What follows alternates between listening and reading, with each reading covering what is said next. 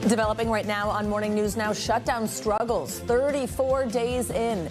This morning, the Trump administration just hours from a legal deadline to fund SNAP benefits as food banks across the country face a growing demand with a shrinking supply. Meanwhile, Senate lawmakers under pressure to reopen the government, now set to return to the Capitol today. We'll bring you the latest. Plus, the final push for your vote with Election Day now less than 24 hours away. Developing news overseas, a horrific attack on a London-bound train that injures nearly a dozen people. What witnesses say they saw, plus what we know about the man being charged.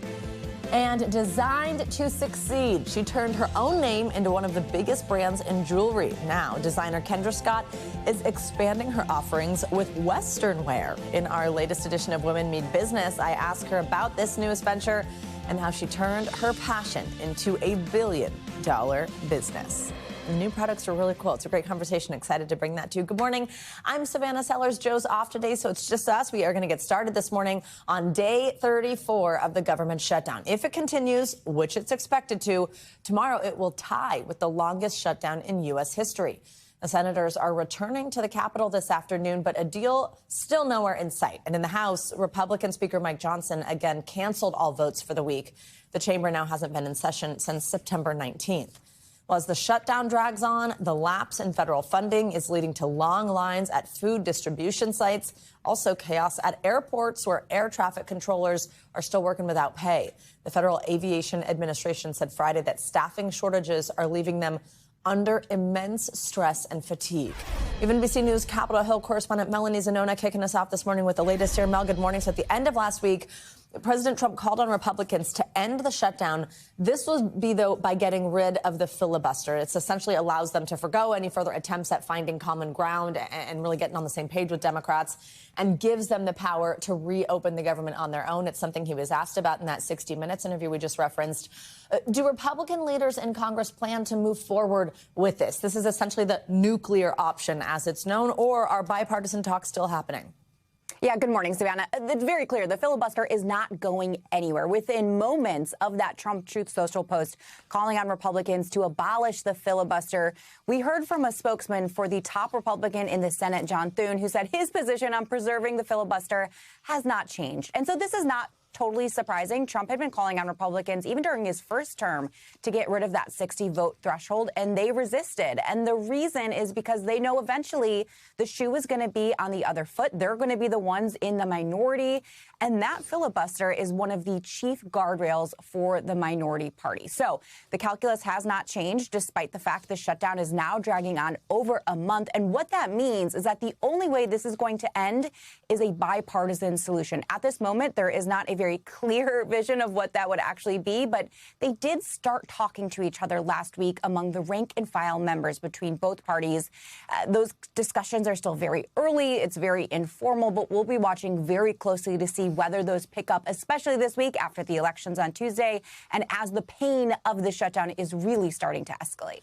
So, Mel, there's a lot of finger pointing, of course, there often is on Capitol Hill. But right now, Republicans have been pointing out that Democrats have now voted no 13 times on the continuing resolution that would reopen the government. Democrats have said that they're holding out to negotiate on health care. But what are we learning about who voters think is to blame for the shutdown?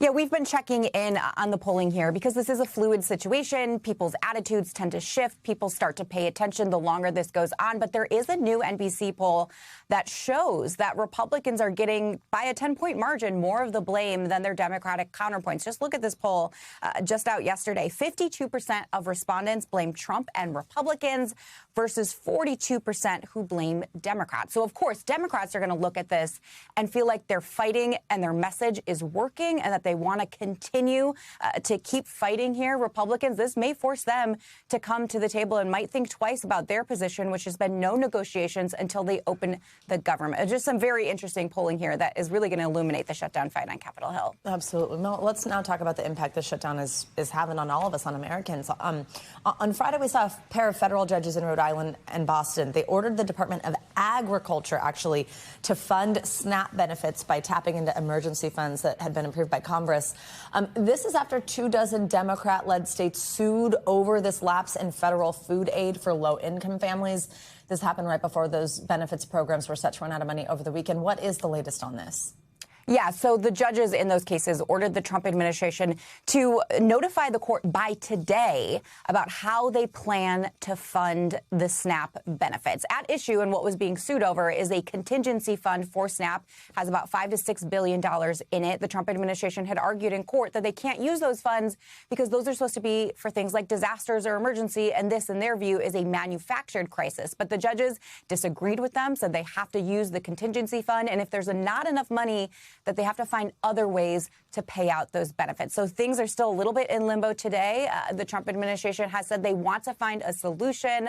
Trump, of course, talking about this on his Truth Social post all weekend. We'll see where things stand. It could take a few days, though, because of administrative and logistical delays for people to actually start getting their benefits. Savannah. All right, Mel, thank you very much for starting us off this hour. Well, let's stay on this and get a look now at some of the real people the shutdown is impacting. The lapse of federal funding is affecting about 1 in 8 Americans who rely on that federal food assistance we were just discussing.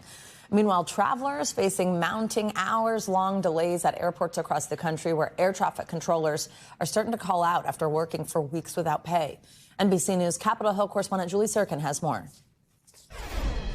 Food banks across the country are busy. I would say we probably had about 100 people show up, and that was within the first 30 minutes. After more than 40 million Americans lost their food benefits Saturday, as the government shutdown stretches into another month. We exist as a tiny portion of the local safety net here in D.C. President Trump says he has directed government lawyers to find a legal way to pay for the federal assistance program known as SNAP, after federal judges ordered his administration to use emergency funds.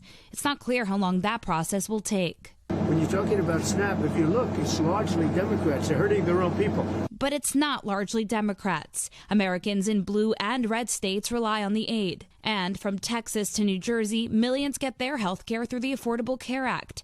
Democrats have voted against reopening the government until Republicans commit to addressing subsidies expiring this year.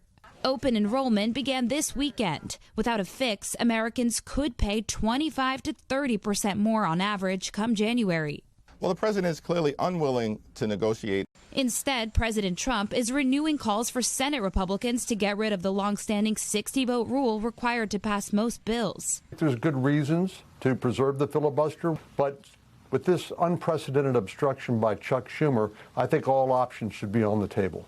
With Washington at a stalemate, critical federal services have been thrown into chaos. Low-income families are at risk of losing free early childhood education. Transportation Secretary Sean Duffy blaming nearly 65% of Friday's flight delays on absences among air traffic controllers who are not getting paid. In New York, nearly 80% are not going to work, according to a post from the Federal Aviation Administration, warning travelers the nationwide shortage of staff may result in delays or cancellations. California will vote this week on a ballot measure that could be felt all the way over on Capitol Hill. If Proposition 50 passes, it would allow the state to redraw congressional maps, ultimately making them more friendly to Democrats ahead of next year's midterm elections.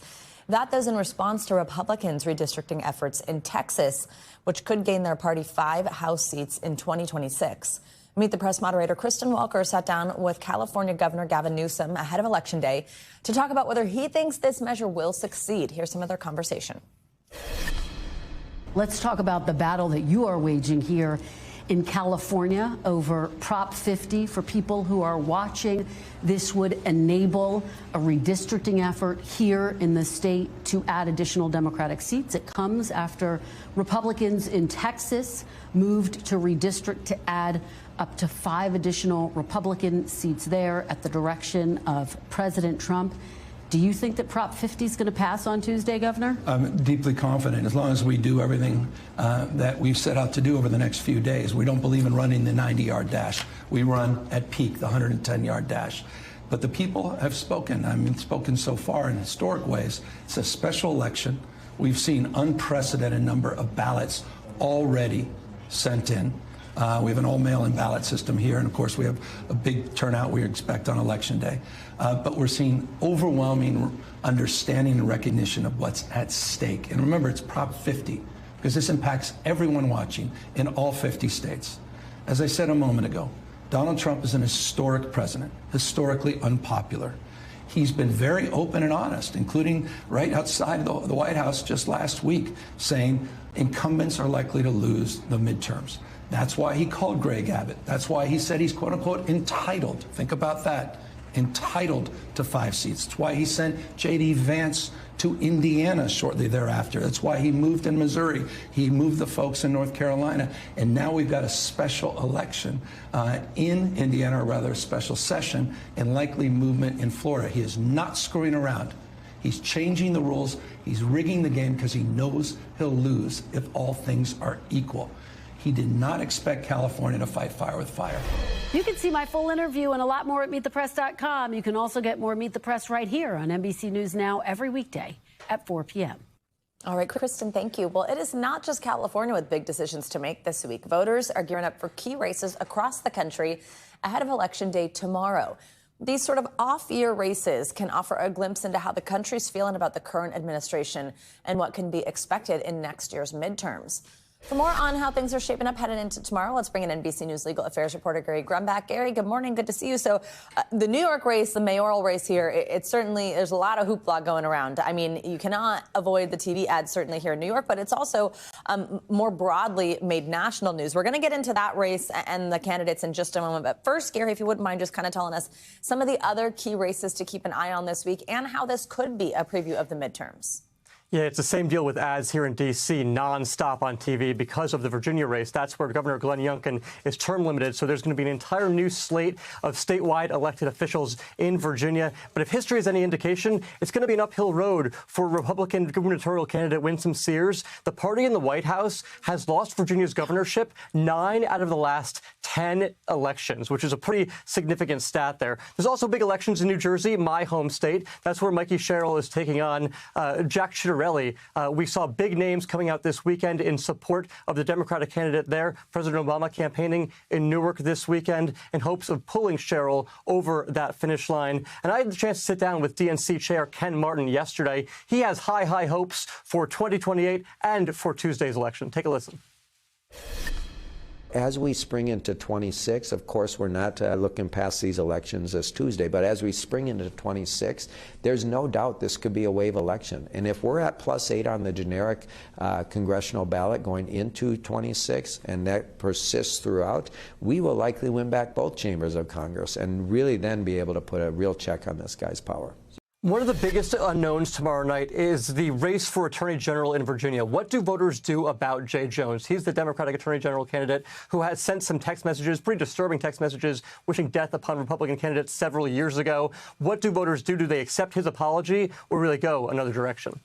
Gary, let's come back to New York now. So we've got Democratic socialist Zohran Mamdani. He's quickly become a well-known name nationally here after winning the Democratic primary for mayor again here in New York City. But a new NBC News poll actually found that socialism is still unpopular among voters, even though we've seen Mamdani's political profile really sort of skyrocket.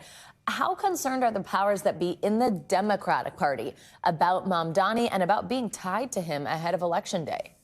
Well, this is a constant struggle within the Democratic Party, right? This is what kind of party do voters actually want to see? Do they want it to be the party of Bernie Sanders, Alexandria Ocasio-Cortez, and Zohran Mamdani? Or do they want more moderates where somebody like Andrew Cuomo could become mayor of New York City, Spanberger, governor of Virginia, and potentially Sherrill, governor of New Jersey? It's important to note that President Obama has endorsed and supported the two governor candidates in New Jersey and Virginia. He spent 30 minutes on the phone with Zohran Mamdani this weekend, but did not publicly make an announcement of an endorsement.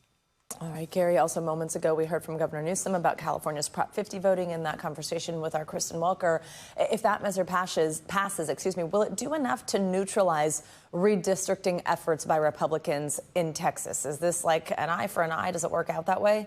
Well, that's what a conversation I had with Ken Martin yesterday, the DNC chair. I said, do two unconstitutional acts make a right here? And he said, actually, in this case, he believes that is the case. He says, this is not your grandfather's Democratic Party anymore, where we're just going to roll over and let this happen to ourselves. He says they're going to fight in every possible state they can. You're seeing this happen in Virginia. You're seeing it happen with the vote in California. He says they're going to fight and try to make things as even as possible, even if it's unconstitutional.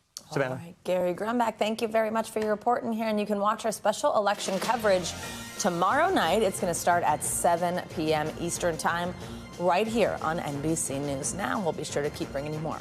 Well, as millions are expected to head to the polls tomorrow, let's take a look at what to expect this week with your Morning News Now weather. Kicking off our Monday, meteorologist Andrea Romero joins us here in studio. Hey, good morning.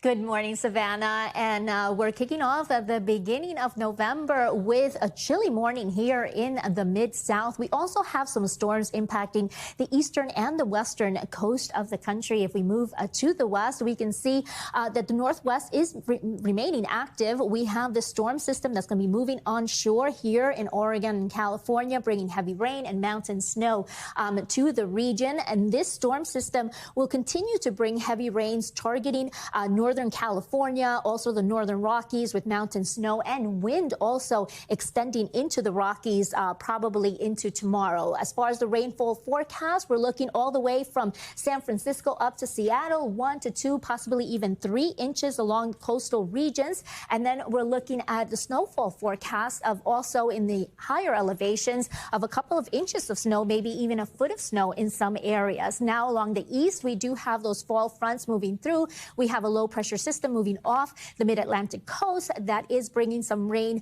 possibly today, light rain, mostly over parts of the mid-Atlantic all the way up into New England with the chance of heavier showers in New England as that front clears. We're expecting breezy conditions to continue tomorrow afternoon. As far as those frost and freeze alerts, we have a frost advisory up for parts of Alabama, parts of Arkansas. This morning, we're talking about temperatures in the 30s in those areas. So it's definitely a cool down for that location, while we are enjoying November warmth for the western part of the country with temperatures that are going to remain above average. And that will extend to the east throughout the week, with the sono flow keeping those temperatures probably in the 70s midweek and through the end of the week in parts of Atlanta, and maybe even some record temperatures in parts of Texas. All right. Wow. A lot going on. Different all over the place. Andrea, thank you so much. See you in an hour or so.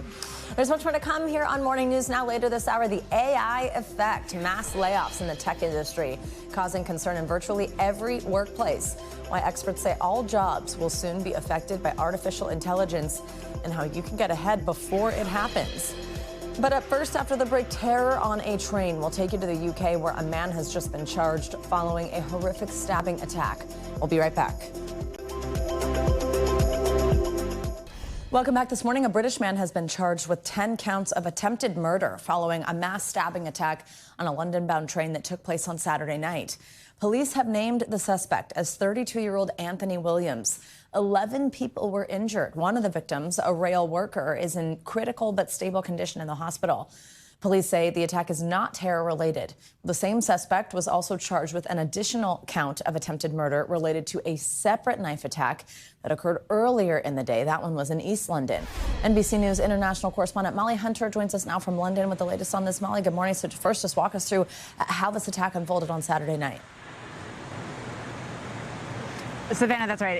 It's terrifying, and the details that we are hearing are really scary. Saturday night, of course, the weekend of Halloween, lots of people coming into London for big Halloween parties. But this was a train going from Doncaster to London. It left Doncaster at 6:25 p.m. And what we know from eyewitnesses and the police, it was after the train left a small town called Peterborough that this rampage, this stabbing rampage started. And eyewitnesses describe someone kind of running down the aisles, indiscriminately stabbing. And then eyewitnesses say that people with kind of blood dripping down their face, bloody hands, kind of running through the aisles of these train cars, yelling, "Run, run, get out." A couple of eyewitnesses that we spoke with even said they thought it might have been a Halloween prank, but they realized once there was real blood that it was serious. So really terrifying. Imagine being on a train, a moving train, of course. You cannot get off, you cannot escape. And a lot of the eyewitnesses are crediting two people, Savannah, one that you mentioned in your intro, of course, the train worker who tried to stop the attacker, but also the train driver who made an emergency stop just 15 minutes later at the next small town of Huntington. And that is where police, you see in this video, chaos at that train station, that police met the attacker, were able to apprehend the attacker just 8 minutes after the first emergency call, Savannah. Tell us also about the new details we're getting this morning about the suspect, what he's being charged with. And I mentioned that other attack earlier in the day. Yeah, that's right. And police aren't saying that much about it. All they're saying is they're looking into, quote, linked offenses. So he is in court this morning in Peterborough, and they say he is also facing attempted murder charges. In addition to the attempted murder charges he's facing for the stabbings on the train, facing attempted murder charges for an earlier incident that day. So we should find out more about that after court today, Savannah. Molly, we understand the rail worker that's in critical condition is being praised for really being a hero here. Tell us about that and what we know about any other victims. Yeah, that's exactly right. Take a listen to the UK Transport Secretary who speaks about his heroic efforts as the stabbing was taking place. Take a listen. I would like to say thank you to the emergency services and the one individual who is still critically ill in hospital, who is stable, I'm pleased to say, but he went into work that morning to work on that train service to serve passengers, and he put himself in harm's way. He went in to do his job and he left work a hero, and there are people who are alive today because of his actions and his bravery. Saved countless lives. Now, we don't have a name yet, Savannah. We've also heard from Prime Minister Keir Starmer, who called the incident appalling. We have King Charles expressing his deepest sympathies for all those affected and thanking emergency services for their quick response. Savannah. All right, Molly Hunter, thank you very much.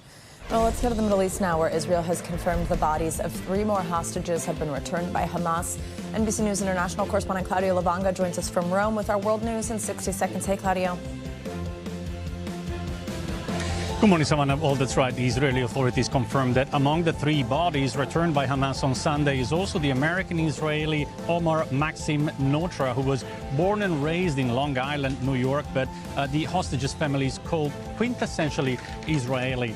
Now, this brings the total number of deceased hostages returned by Hamas since the start of the ceasefire to 20, with 8 still remaining to be returned, including Itai Chen, a dual U.S. national.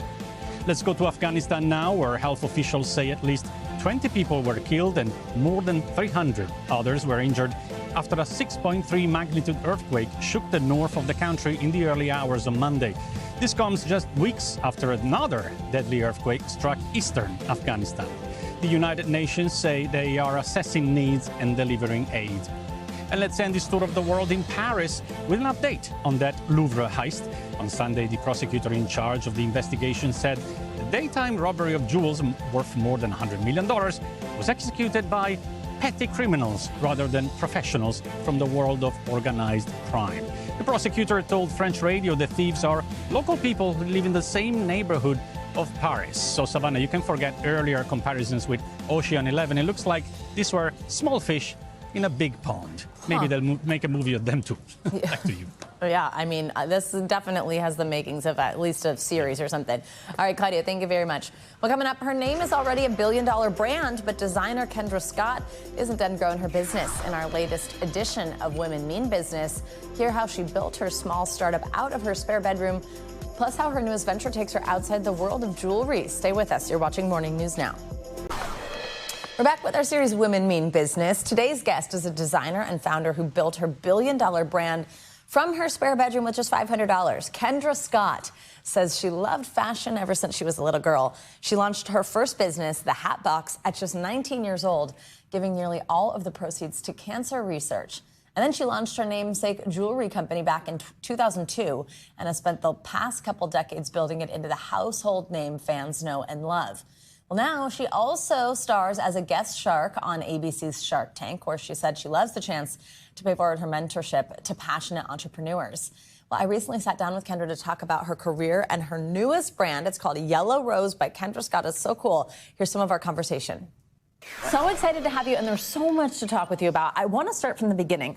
So many people, I'm sure, watching this are a fan of your jewelry. We're going to get to why there are boots and other things sitting in front of us in just a moment. But you actually started Kendra Scott. I love the story and these details. Going door to door, local boutiques in Austin, and selling jewelry out of a tea box. A tea box. I didn't have a proper jewelry case to bring with me, and I had a baby who was only 3 months old, who's now turning 24 in a few weeks, and he was in a baby carrier, and I I carried this wooden tea box into boutiques with a little collection of jewelry and wrote some orders and literally had to sell all my samples that day to a boutique so that I'd have enough money to make the pieces that were on those orders that day. So oh my goodness. That was, almost 24 years ago. I mean, started that out of an extra bedroom on a card table that my mom brought over. And, here we are today. We're going to have 170 stores by the end of this year.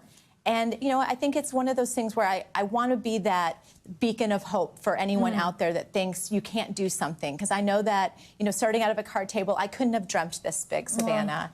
And anything in life is possible when you, have grit and you have good people around you that believe in you and you never give up. First, I want to talk about, you have like an entirely new concept. Yes. I was lucky enough to walk into a Yellow Rose on South Congress, this main awesome drag in Austin, Texas. What a beautiful store. Thank you. What a gorgeous concept. Look at these beautiful boots I have in front of me that are so unique with this Thank you. This like scalloping. That's the Sarah boot. It's all inspired by, that was actually a vintage 1970s boot that I was inspired by, and I love bringing in vintage. But Texas is just part of who I am. Obviously, my company is there. That's where I birthed my sons. And I just love Texas so much. So Yellow Rose is really a love letter to this beautiful state that has given me my wings to fly. I have a ranch in Texas called Yellow Rose Ranch. And so I just really wanted to bring that lifestyle, this authentic other part of who I am to the world, and know that Western wear can be for everyone, right? And you can do it in a really elegant, chic way. Like, why not pair a great Western cut blouse with trousers in a boardroom? You don't just have to wear it for rodeo. So Yellow Rose is really bringing that Western flair to the everyday life. So tell me at the meeting, though, when you're like, you're 20 years in, more than 20 years in, on your jewelry brand, and you're like, I think it's time for boots. Well, it's one of those things where we evolve, right? As people, we evolve as a brand. And as I was just seeing what was happening in the industry and where we were, Western was just taking over. You could see it everywhere. But this is really who I am. This is the life that I live. When I'm not in the boardroom, I kick off these heels and I throw on my cowboy boots. Yeah. So I really wanted to bring it and put a brand that put the woman front and center. So many Western wear brands are cowboy first, and then they make things for the women. I wanted her to be the star of the show in this brand. And we've got men's. We've got some amazing men's product, but she is the star of this. One of the other things that I think is so cool about what you've done as you've built such a successful business is how much of an emphasis you have put on philanthropy. Yes. And even starting the Kendra Scott Foundation. Tell me about why that's important to you and what work you're doing. When I started the business, I wanted to create a company that made products that not only made you look good and feel good, but that do good. And I thought if I could have a brand that was fashioned for philanthropy, that would be success for me. Since just 2010, we've given over $70 million to women and youth nonprofits.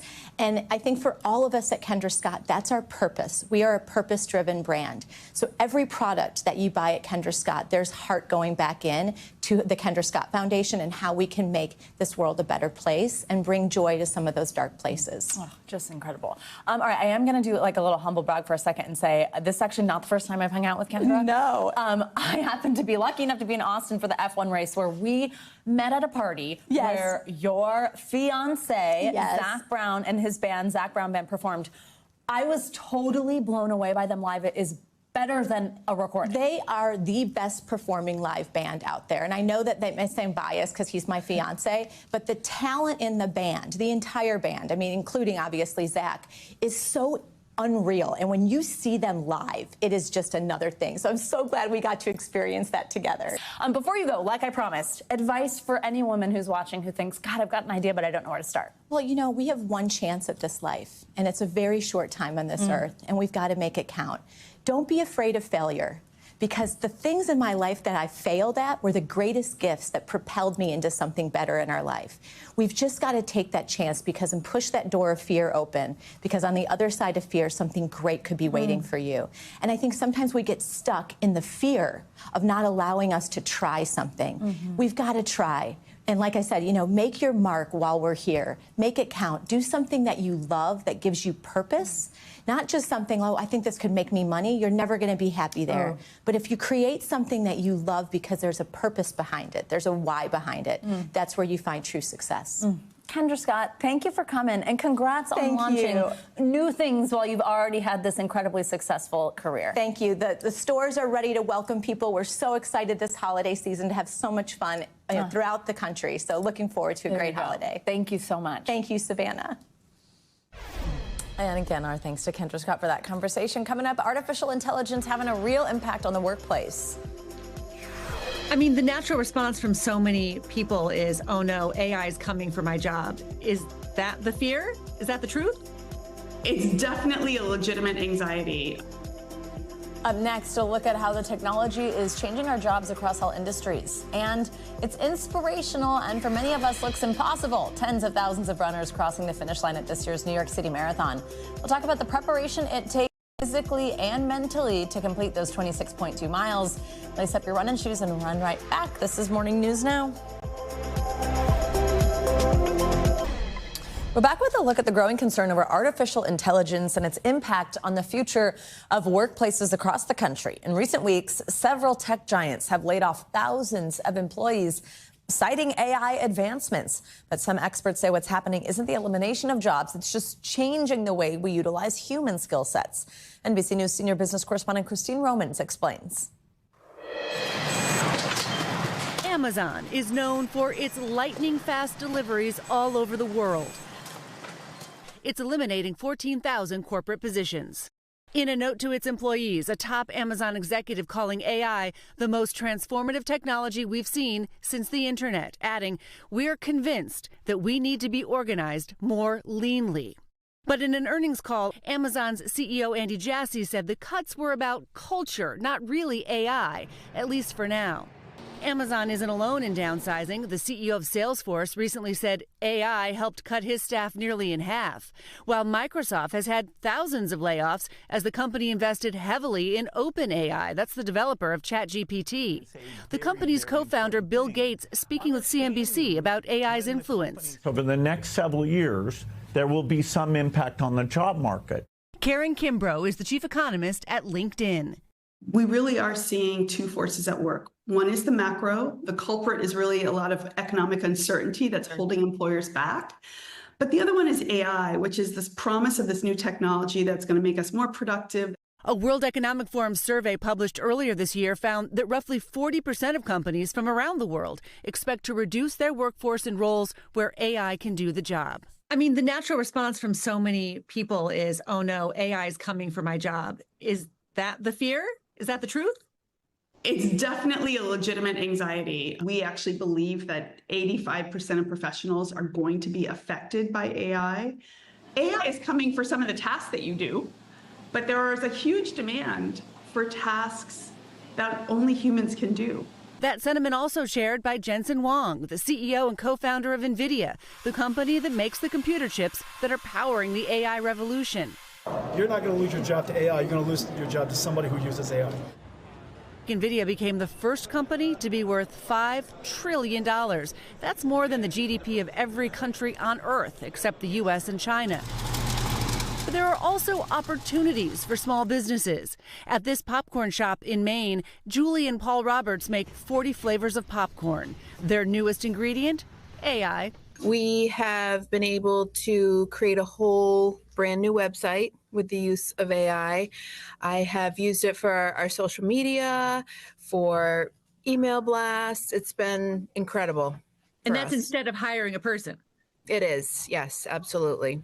In a world where AI is displacing workers, here it's simply helping the Roberts keep their business popping. Christine Romans, NBC News. We've got more money news now. Japan's new leader is pledging to keep a massive U.S. investment deal intact. NBC's Emily Lorsch joins us with that and other Wall Street headlines. Emily, good morning. Hey, Savannah, good morning. Japan's new prime minister is making her stance clear. No changes to a massive U.S. investment deal. Sanae Takaichi says she has no plans to renegotiate the $550 billion agreement reached with Washington. Japan's first female prime minister met with President Trump this past week, as well as leaders from China and South Korea, signaling a push for stable ties in the region. And Blue Sky just hit a major milestone, 40 million users. The social platform is also testing a new dislike button and other updates to improve feed personalization. That includes changes to the reply settings and a new system that will prioritize replies from people the user typically interacts with or would likely enjoy knowing. Finally, OPEC and its allies are turning up the taps. The group agreed to boost oil production by 137,000 barrels a day in December, but says it will pause any increases early next year. The move comes after a rough month for oil prices. And Savannah, the 8 producers behind the voluntary cuts meet again at the end of this month. So, Savannah, we'll see what happens then. All right, Emily, thank you so much. Coming up on Morning News Now, making fluff and fold a little more fun. It's a place where something that you have to do as a chore can be something fun. Have a pickling class and things like that to try to bring people together. Up next, we'll take you to Brooklyn, where one business is making Laundry Day something to look forward to. You're watching Morning News Now.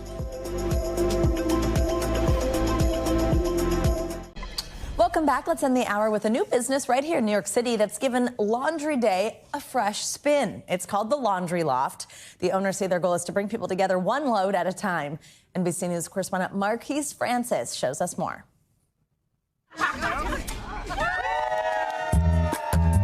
This isn't your first laundromat to have a grand opening. But this isn't your average wash and dry. It's the Laundry Loft, located in Brooklyn. John and Heather Elder are the folks behind it. They say it's a place that goes beyond clean clothes. It's a place where something that you have to do as a chore can be something fun. Have a pickling class and things like that to try to bring people together. You can still do your laundry here, but don't be surprised if you stay for coffee or conversation.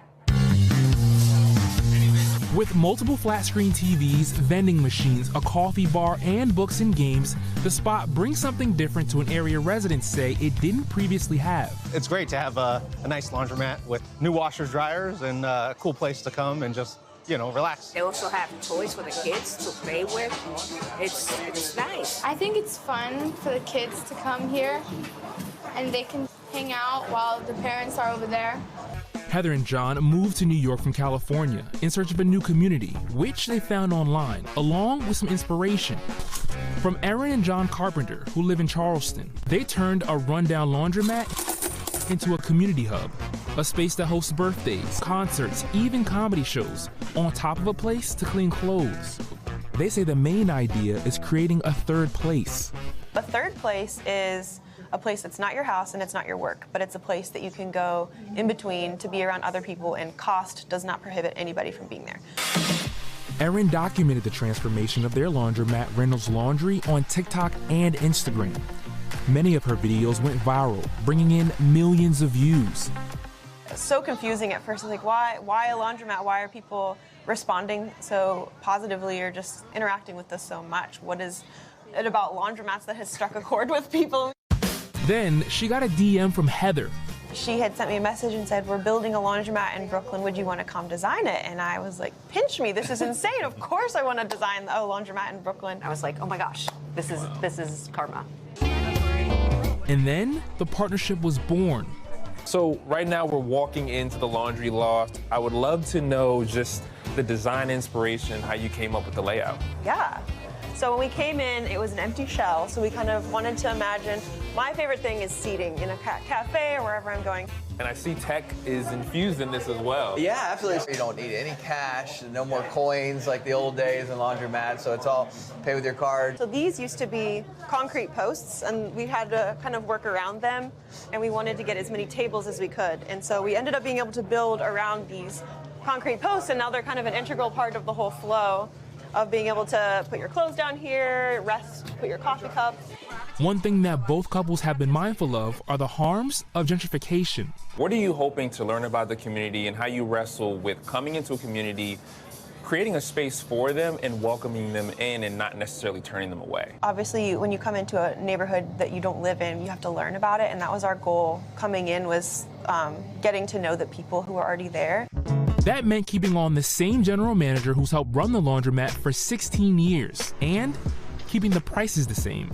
That was the biggest concern, is when you're coming in and changing something, you don't want to discourage anyone who would normally come from coming. You want to keep those same people coming and make it better for them. I actually would like to think about it a little bit differently, that they are inviting us into their community. So we built something that we felt like the community needed. We don't want to walk into this just assuming we will be accepted because we've built something that they need. We really want to feel like we have been invited into their world. And they certainly have. Being part of a community and welcomed by the community is something we had hoped for, but the feeling of how welcomed we are is pretty special. Marquise Francis, NBC News. Never really thought a laundromat could look so fun. That's awesome. Our thanks to Marquise for that. Well, that's going to do it for this hour of Morning News Now. Stay with us, though, because the news continues right now.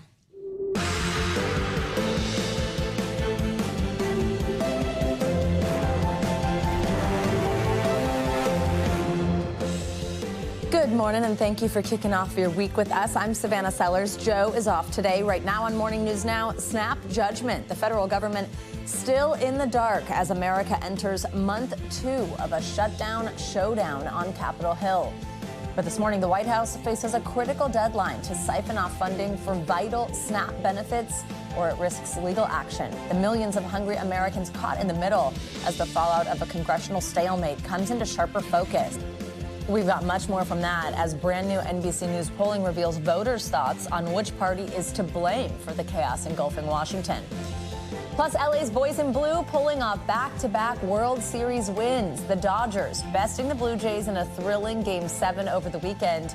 And this morning, how fans are expected to flood Dodger Stadium in the City of Angels for a celebration not seen in decades. And later in the hour, Mariah Carey might have declared the Christmas season officially open. But do you agree with her? We're asking the age-old question: how early is too early to start gearing up for Christmas? Let's bring in NBC News national political correspondent Steve Kornacki. He's, of course, at the big board for us. Steve, good morning. Great to see you. Must be an election season if you're stopping by. We appreciate your time. We just heard a moment ago about President Trump's approval rating. Give us more details about where he stands and really what you're taking away from this new data. Yeah, Savannah, look, 36 hours from now, we're going to be counting up the first votes in major elections since Donald Trump returned to the White House. This is the backdrop politically for these elections playing out tomorrow. 43% approval rating for Trump, 55% disapproving. Again, we polled back in the spring, back in March, back in really the first 10 weeks or so of his administration, and this was his starting off point. He was 47-51. He was underwater then, but remember, both in his first term and now, Trump's approval rating has existed in a pretty narrow range. This was the higher end, I think, of what it's been across his 2 terms. Now it's falling back more towards what we saw back during his first term. And I think alarmingly for Trump and his party, this is a number, a 43% approval rating for a president that has traditionally gotten parties in trouble in elections like tomorrow. Steve, the economy, we know, has been such a big issue. We know it was such a big issue for voters when they went to the polls and voted or did not vote for President Trump. We know it was something that the president campaigned on, and it has remained this huge issue in these first 9 months of his second term. What's our polling saying about whether voters feel that the administration is living up to expectations on that front? Yeah, no, Savannah, just said this number has fallen because of exactly what you're saying. It certainly seems, when you look at this, asking folks, has Trump so far lived up to your expectations, or has he fallen short on a range of issues? Look, he actually does pretty well. In fact, for him to be majority support on anything, that's unusual for him. So he does very well on border security and immigration, starts to fall off, and then look down here. The economy, helping the middle class, inflation, really just about a third of voters say he's lived up to expectations. They're close to 2/3 saying that he hasn't. So those numbers certainly dragging his overall standing down, and a departure. We talk about the first Trump presidency. These were actually sort of the bright spots for his numbers back then. Certainly not the case now. Steve, we are on the eve of an election right now. Then we're 1 year away from the midterm elections. That will set the tone, and so might tomorrow as we look ahead to the 2028 race for president. I know you have some polling about how interested voters are in the midterms at all. What did you find? Yeah, I'm really interested to see what the turnout numbers are tomorrow, because our poll is finding astronomical interest right now in elections. So this is about the midterms, right? The midterms are a year away. We start asking folks who has the highest level of interest for the midterm elections. And right now, that's 2/3 of all voters for an election not to be held for a year from now. I mean, typically, this is not a number you see, if you see it at all, until like the eve of the midterm. We're getting it a year out. And the other thing you're seeing here, this is a concerning sign for Republicans. There's a bit of an imbalance. It's close to 3/4 of Democrats who say they're at that highest level of interest. It's only about 2/3 of Republicans. So a bit of an enthusiasm gap. And I think that may go right into this, the generic ballot. We ask folks, which party would you like to see control Congress? And the Democrats now, in our new poll, have opened up an 8-point advantage, 50-42 over the Republicans. Again, I said that Trump low approval typically in the past has correlated to bad election results for the White House party. This kind of a gap on the generic ballot has typically in the past, and we saw this in Trump's first term. This is the kind of gap Republicans faced in the 2018 midterms when they lost the House back then. And again, that is a change from earlier this year. When we first polled this, it was dead even. Wow. So again, this is an interesting backdrop for these elections tomorrow, especially in New Jersey, where Republicans think they have a chance to win that governor's race. These numbers say that's going to be a really tall order for them. If they can pull it off, though, a lot of Republicans will be feeling very relieved that they could win in the face of something like this. And if they can't, boy, Democrats are going to be thinking very optimistically about next year. Oh, no kidding. Wow. Steve Kornacki walking us through a lot on an important day. Thank you so much. You got it. Well, the government shutdown is having a huge impact at our nation's airports. Air traffic controllers are understaffed, they're working without pay, and that's contributing to widespread delays and cancellations nationwide. NBC News senior national correspondent Stephanie Gosk joins us from Newark Airport with more. Hey, Steph, good morning. Hey, Savannah, good morning. You know, Newark International has been dealing with issues for months now because of staffing shortages. You put the government shutdown on top of that, and it just compounds the problem. Over the weekend, there were 100 cancellations. People had to deal with delays of over 3 hours. But it wasn't just here at Newark, and that's the problem that the country has right now. Major airports have also been dealing with delays. And now the Secretary of Transportation with a message nobody wants to hear on a Monday morning. It's only going to get worse. As the government shutdown drags on, flight delays are piling up, impacting travel nationwide. There were nearly 5,000 flight delays on Sunday alone, with some airports, including LAX and Nashville, issuing ground stops over the weekend due to staffing shortages. Hundreds and hundreds of people waiting. While New York City warning travelers there could be schedule changes, gate holds, and missed connections. Transportation Secretary Sean Duffy acknowledging the impact on travel, saying he thinks it will only get worse. And we will slow traffic down. You'll see delays. We'll have flights canceled to make sure the system is safe. The FAA already has a critical staffing shortage of air traffic controllers who have been working without pay during the shutdown. They need support, they need money, they need a paycheck. Travelers expressing their frustration. It adds a lot. With down, it gives you a little bit of concern. So for the moment here at Newark, some good news. Things seem to be more or less leaving on time and arriving on time, but you get the sense, Savannah, that people here are braced for some struggles as they travel around the country. Back to you. All right, Stephanie Gosk, thank you so much. Well, this morning we're learning more about a scary accident that happened at a carnival in Louisiana. On Saturday, 2 young girls were thrown off a Ferris wheel and, according to authorities, fell 15 to 20 feet to the ground. NBC News correspondent Emily Aketa has the details. Moments at the Louisiana Harvest Festival. 2 young girls ejected from a Ferris wheel, falling 15 to 20 feet to the ground, according to the sheriff. The terrifying incident happened Saturday outside of Baton Rouge. The first responders on the scene said that the injuries was moderate to severe. The sheriff telling NBC News it's unclear what caused the bucket the girls were sitting in to suddenly tip upside down. He says first responders were already at the fair and were able to help the girls within minutes. Me and my daughter were in the line to buy tickets, and we heard a screaming. Eddie Jones says nothing seemed out of the ordinary with the ride until he noticed the bucket the girls were in appeared to be locked in place. They are supposed to swivel, but this one did not swivel. It stayed stationary instead of swiveling. And when the Ferris wheel come around, it just dumped them out. The girls were taken to the hospital, but the extent of their injuries is not clear. So far, local officials have not indicated who the owner of the ride is. The investigation now underway as 2 young girls recover from a traumatic event. Our thanks to Emily for that report. Well, the Louisiana fire marshal is leading the investigation but has not provided any further details.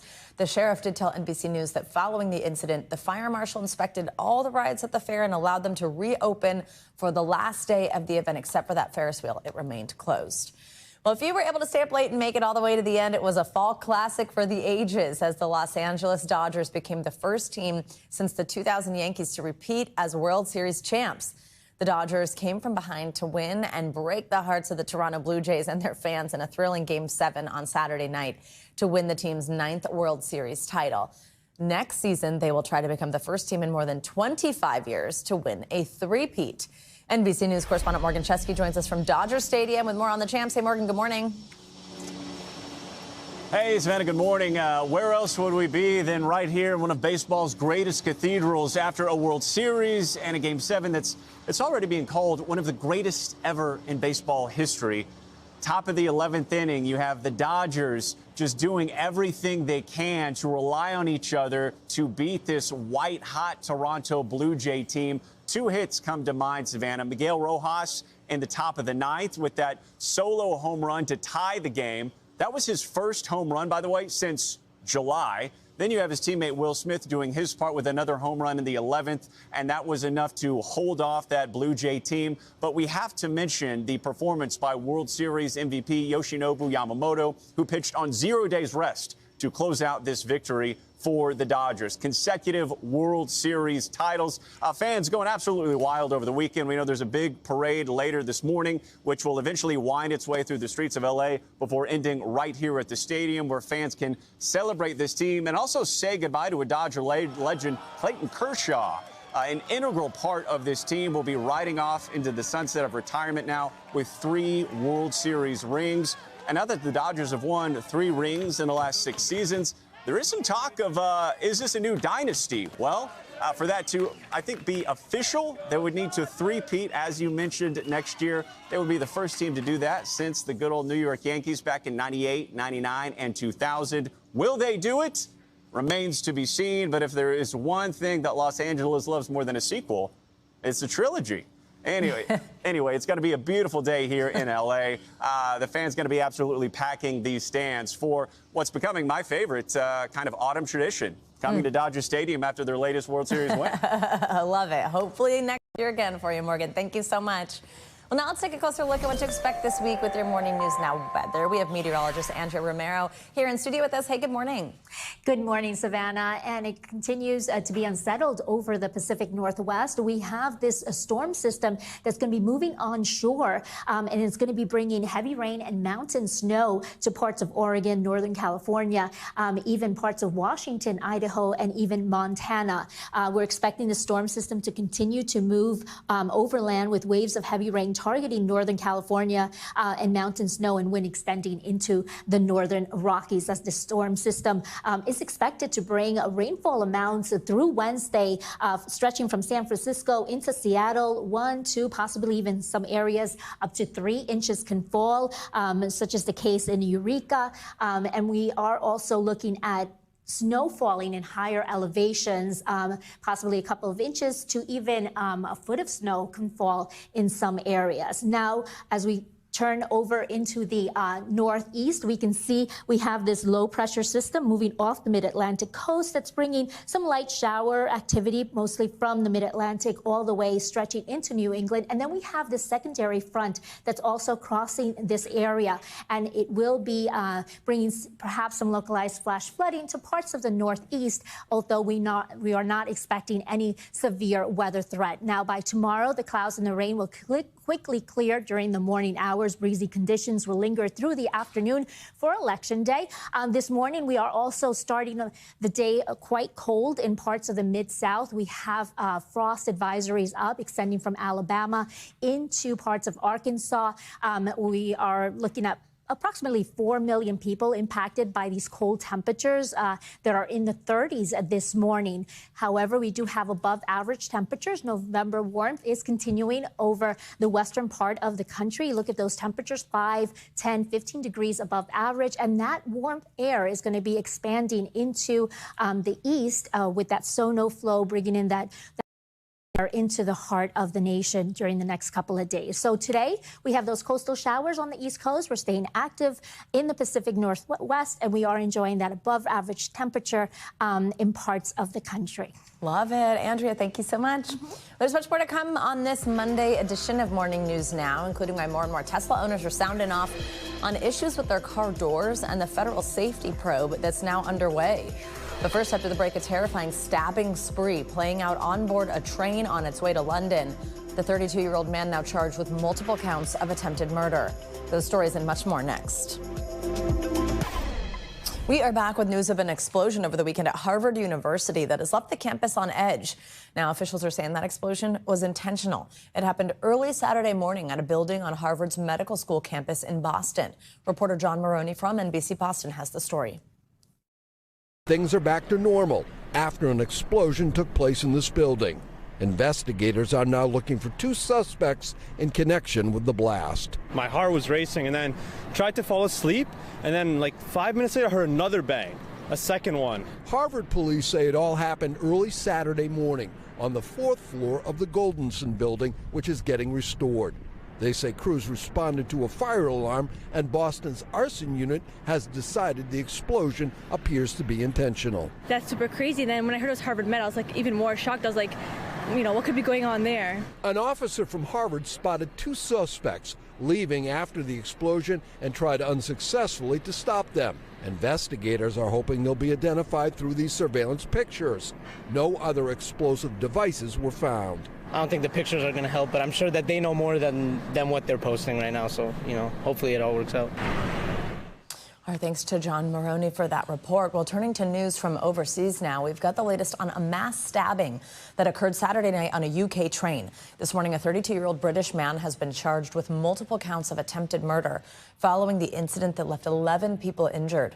NBC News International correspondent Molly Hunter joins us from London. Hi, Molly. Good morning. Savannah, good morning to you. The details coming out of this attack Saturday night are really terrifying. Imagine being on a moving train, unable to get off or escape. As you mentioned, one of the main suspects, was in court this morning.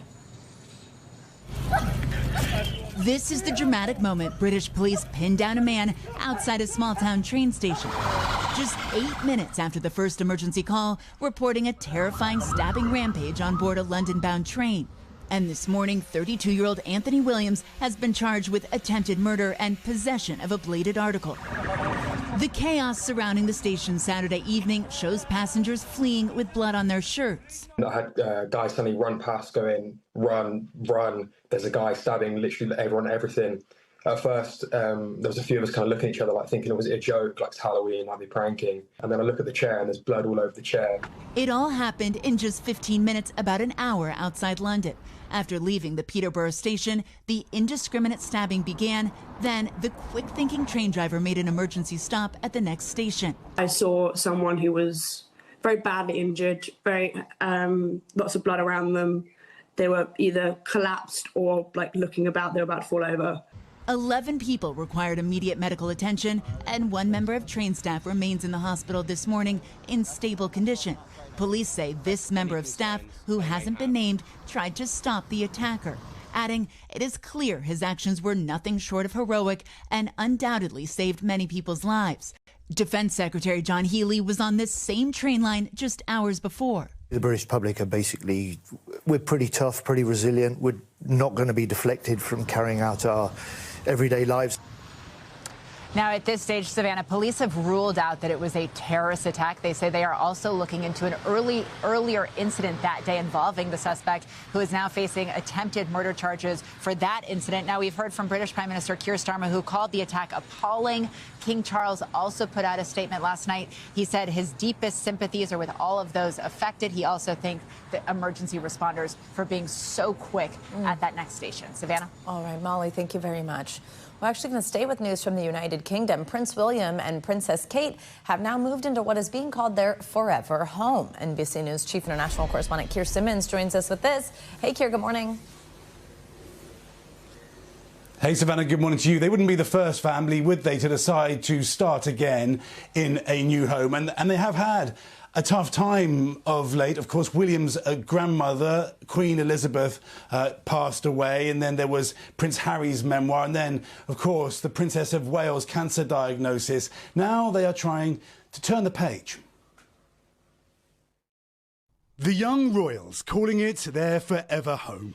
A fitting name for a house on the grounds of Windsor Castle with its 900-year history. The Prince and Princess of Wales, William and Catherine, made the move with George, Charlotte and Louis during a school break, reports say. It will be a fresh start after a few difficult years facing Catherine's cancer diagnosis. The cancer journey is complex, scary and unpredictable for everyone. Windsor was one of the late Queen's favourite homes and the site of many royal occasions, most recently a visit by President Trump. It's been a really tough few years for them. And so I think there is a sense of not just wanting to upsize and have a bigger family home that's going to suit their lifestyles, but perhaps of wanting to leave some of the unhappier memories. William and Kate's 8-bedroom mansion is just one of their homes, including a large apartment at Kensington Palace in central London. For a short time, they will live close to Andrew Mountbatten Windsor, formerly Prince Andrew, who was recently stripped of his titles by his brother King Charles over the Epstein scandal.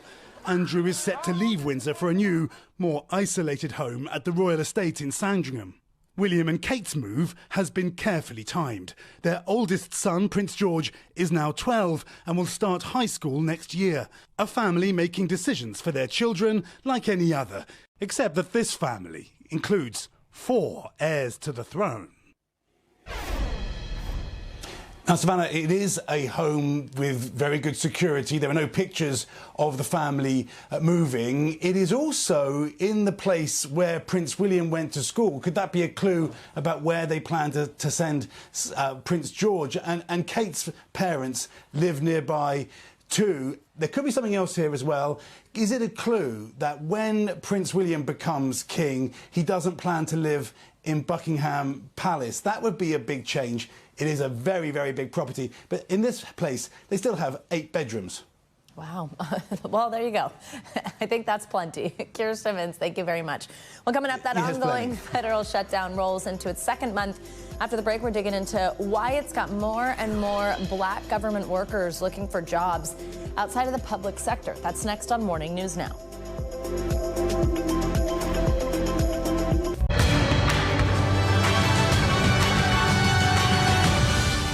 We're back now with a closer look at what's making news in the world of politics this morning, starting with more on the reaction to President Trump's effort to get rid of the filibuster. NBC News politics reporter Megan Leibowitz joins us now. Hey, good morning. Hey, Savannah, good morning. Yeah, let's start today on the Hill, where President Trump is facing pushback on his call to eliminate the filibuster, which requires 60 votes for the Senate to pass most bills. Senate Republicans have supported it, basically saying that the filibuster works in their favor when Democrats are in power and would need some GOP support to push forward legislation. After Trump's comments, spokespersons for Senate Majority Leader John Thune and Senate Majority Whip John Barrasso reiterated that they're still in favor of keeping the filibuster. Next, let's head to California, where voters decide tomorrow whether to pass a ballot measure that would allow the state to move forward with redistricting. Governor Gavin Newsom said in an interview on Meet the Press that he was deeply confident that it would pass. He also pushed back on Trump's redistricting efforts in GOP states, saying that the president is, quote, rigging the game because he knows he'll lose if all things are equal. Finally, I want to take you to South Carolina, where a police report said that GOP Congresswoman Nancy Mace got into a confrontation with officers at an airport. Police had arranged for her to be escorted to her flight, but after a mix-up, they found her trying to use a crew entrance at TSA. Now, according to the report, multiple officers said that Mace cursed at them and called the department, quote, incompetent. A campaign representative for Mace said that they've been forced to take her safety extremely seriously, especially after Charlie Kirk was killed. And that's a look at what is making news in politics this morning. Savannah? All right, Megan, thank you very much. Well, over the last few months, more and more Black Americans in the private sector have been losing their jobs. Now the ongoing government shutdown is shedding light on a deeper crisis for Black professionals in government as paychecks are missed and job security fades. Many Black workers are rethinking careers they once considered stable. NBC News Now anchor Zincle Asamoah has more. Federal jobs have long been a lifeline for the Black middle class. But as the government shutdown drags on, that lifeline may be unraveling. When I was terminated, I was devastated. Denise Joseph was terminated after nearly a decade at the Department of Education. She thought her job was secure, but just one day after the inauguration, I got the email stating that I was put on admin leave. I thought it was a joke. She, along with these two other former federal government employees, are now turning to other jobs or sectors altogether. Black workers have long dominated the federal workforce. Last November, nearly 1 in 5 federal workers identified as Black or African American. Since then, the Department of Government Efficiency's reduction in force has led to thousands of federal job eliminations. Federal data showing Black unemployment rose 1.5 percentage points from February to August, more than any other demographic group. Due to the ongoing government shutdown, the latest unemployment rate for September is unknown. I'm demanding the Federal Reserve take immediate action. With Black women deeply affected by these cuts, Representative Ayanna Pressley is now calling on Federal Reserve Chair Jerome Powell to act in a letter first obtained by NBC News. The Fed declined to comment to NBC, but Pressley's office said they did respond to her letter.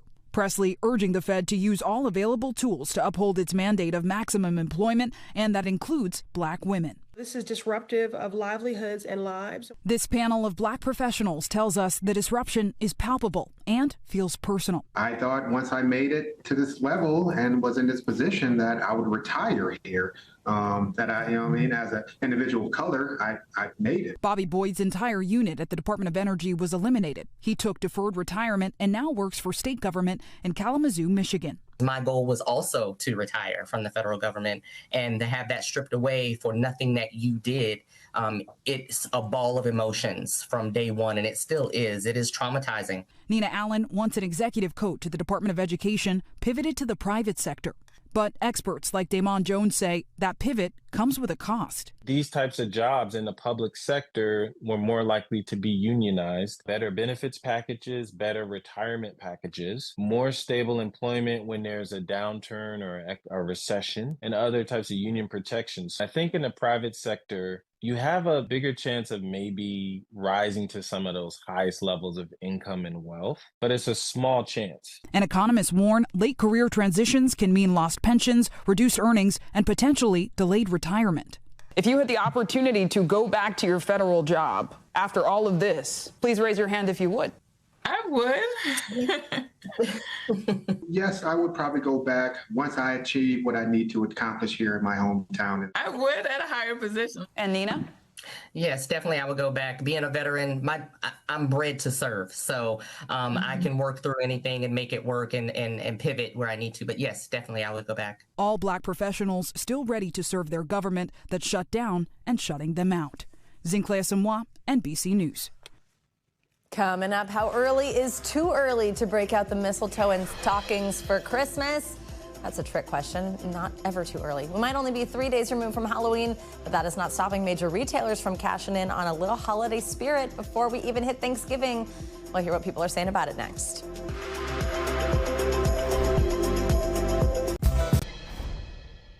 Your lipstick? I'm taking it. Christmas, it's canceled. No bells, no cheer, no glam. Bye, sweetie. You can't cancel Christmas. Any last words? Yeah. It's time! Can we not? All right, the Queen of Christmas herself has spoken. As we just saw there, Mariah Carey marking the start of the holiday season. That was in a new Sephora ad. Well, with Halloween barely behind us and still weeks before Thanksgiving. From home decor to holiday tunes, the Christmas spirit is alive, but it has some people asking, is it too soon? NBC News correspondent Maggie Vespa joins us now from Elk Grove Village, Illinois, where at least one family has a very clear take. And Maggie, just to be clear and on the record, I am on their side. It is absolutely Christmas time. Why not start the joy now? Good. I'm so glad to hear it. Clearly, my headband is giving away my bias, too. I mean, it's so fun, like, despite what you see when you look at the calendar. But you're right. The Sandberg family, they're not thinking about the turkey and trimmings. They've gone straight for the huge nutcracker, the giant candy cane, the mutant, large, frankly, terrifyingly tall Santa, okay? They are fully in on the Christmas spirit. Dad Richie says he busts out this holiday decor earlier and earlier each year. And clearly, he's not alone. Honey, hold on. It's only November 1st, okay? It's Christmas! 'Tis the season Halloween decor hates to see coming. You see, I got my Christmas jammies on. We're ready. This morning, with weeks until Thanksgiving feasts hit tables nationwide, the Christmas spirit is thriving. Yes, this Christmas music. Radio stations coast to coast already cranking Christmas tunes. And the self-proclaimed queen of Christmas, Mariah Carey, declaring over the weekend, "It's time!" And while the holiday hype has some desperate to deck their halls and homes, others are leaning into that yearly Yuletide debate. How soon is too soon for holiday decor? November is not Christmas. November is autumn. I opened this app this morning to Jingle Bells and Ho Ho Ho. You guys, slow down. Nationwide, retailers are already off to the races. Costco, Aldi, Target, and others busting out their holiday displays before Halloween. 3, 2, 1. In Chicago, Macy's holding its annual Christmas tree lighting this weekend. The National Retail Federation finding 42% of shoppers planned to begin browsing and buying for the holiday season before November, many saying they hope to avoid the stress of last-minute shopping. This despite almost half of Americans saying people start celebrating the holidays too early. Retailers have always rolled out decor right around this time, but I think what is changing is how fast shoppers are responding. They are filling their carts. So whether it makes you feel merry and bright or leaves you wanting to say, humbug, it seems that increasingly early start to the holiday season may be here to stay. People are wanting that comfort, that connection, and decorating early delivers all of that. Okay, so Maggie, the decor and the store displays, they're going up earlier and earlier. I know how we shop is also kind of changing. It definitely is. Like, shoppers are, as you heard in that piece, responding. One recent survey found that more than half, like close to 70% of American holiday shoppers planned to start shopping earlier than they had in years past. Some say they started hunting for deals over the summer, and they said a combination of factors. A lot of people talked about fears over rising prices, but also just those displays being busted out earlier is definitely a factor. And Savannah, for what it's worth, we bought these headbands yesterday. These are available now if you want to get some for yourself. Okay, I know so you're jealous. Maggie, here's what I think is my best argument for this: is there are no Thanksgiving songs. Like, why does it harm anybody if we get some Christmas music in tandem with the Thanksgiving vibes? 100%. It's one meal. Thanksgiving is one meal. It's a lovely meal. But what if we mix in some of this too? Would that be so bad? Clearly, they don't think so. And more, better. Oh my gosh, love it. We love it. Get it all in there. Maggie, I love your headband. Thank you very much. All right, well, let's get to some more financial headlines. Safety officials right here in the U.S. have their eyes on Tesla over its car's doors.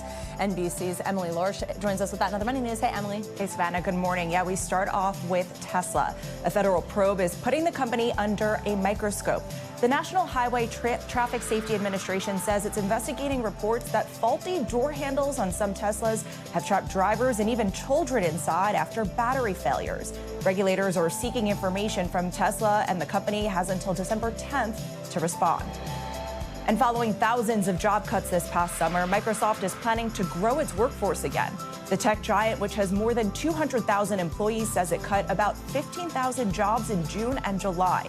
But now the CEO is saying the headcount growth can return as workers learn how to do their jobs differently using AI. Finally, T-Mobile is partnering up with Capital One to launch its first ever credit card, offering no annual fees and 2% back in rewards on every purchase. Customers who use the card for auto pay will also get $5 off their monthly bill. The card will run on Visa's network and applications open tomorrow. Now, Savannah, I'm curious if all these new perks are going to convince people who don't have T-Mobile to move over to the carrier.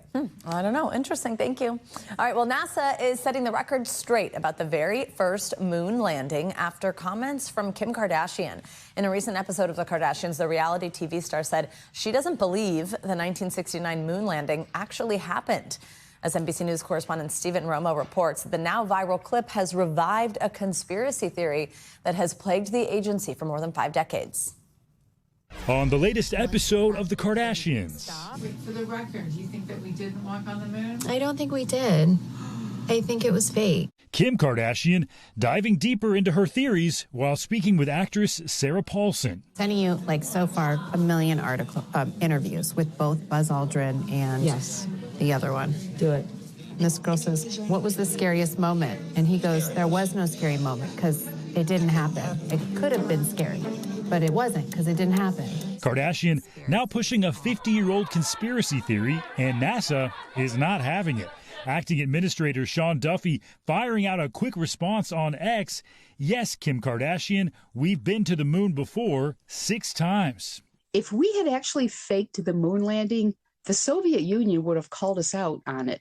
Eileen Collins was the first female space shuttle commander. Having risked their lives to do something that important and then have someone say it didn't happen, I can understand why many of them would be upset about that. That's one small step for man, one giant leap for mankind. Buzz Aldrin, the second person to walk on the moon just after Neil Armstrong, is no stranger to being bombarded by these conspiracy theories. In fact, in 2002, Aldrin, while outside a Beverly Hills hotel, was confronted by filmmaker Bart Sibrel, who asked him to swear on a Bible that the moon landing was real or admit it was a hoax. Aldrin's reaction? Caught on camera. A punch to the face. LAPD never prosecuted Aldrin, saying it was provoked. The Buzz Aldrin clip Kardashian is using as her evidence went viral a couple of years ago and was quickly debunked. It was taken out of context from a 2015 interview. Kardashian falsely saying, there's no gravity on the moon. Why is the flag blowing? It's waving because they're shaking it. You can watch them. Scientists point to more recent satellite images capturing the remnants of the Apollo mission. To fake that requires such a high level of sophistication of computer-generated imagery and special effects. We actually weren't capable of faking that film-wise. We asked Kim Kardashian for comment, but have not yet heard back. NASA's Sean Duffy, though, offering a dose of reality and inviting her to watch the next moon launch with her own eyes. Stephen Romo, NBC News. All right, coming up, a marathon triumph right here in New York City. When Morning News Now returns, we are going one-on-one with the now 3-time champion of the women's wheelchair division, a powerhouse at the top of her game. We'll introduce you next. We thank you for watching, and remember, stay updated on breaking news and top stories on the NBC News app or watch live on our YouTube channel.